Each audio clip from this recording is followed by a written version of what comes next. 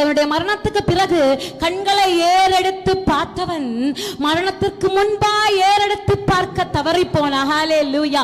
ஆபிரகாமே என் தகப்பனேன்னு கூப்பிடுறான்னா அவன் ஆண்டவரை அறிந்தவன். ஹல்லேலூயா. ஆபிரகாமை பார்த்தவுடன் இவன் ஆபிரகாம் பா, இவன் நம்மளுடைய தந்தை, ஆதி தந்தை, இவன் நம் மூதாதையர்னு அவனுக்கு தெரிஞ்சது. ஆனா அந்த உலகத்தில் வாழும்போது ஆபிரகாமின் தெய்வத்தை மறந்து போன. ஹல்லேலூயா. ஆபிரகாம் மூலமாய் ஜனத்திற்கு வந்த ஆசீர்வாதம் எல்லாவற்றையும் அனுபவித்தவன் ஆபிரகாமின் தேவனை மறந்து போனான். ஹல்லேலூயா. தேவனை தேட மறந்ததினால அவனுடைய நற்காரியங்கள் ஆண்டவர் பக்கத்துல போகவே இல்லை. ஹல்லேலூயா. அவனுடைய தான தர்மங்கள் இந்த உலகத்தின் தராசுகளுக்கு இடைக்கற்களாய் பயன்பட்டது. ஹல்லேலூயா. இந்த உலகத்தில் அவன் தராசு தாழ்ந்திருப்பதற்கு, அவனுடைய தராசின் நிறை உயர்ந்திருப்பதற்கு இந்த உலகத்தில் அவன் செய்த தான தர்மங்கள் தேவைப்பட்டது. ஹல்லேலூயா.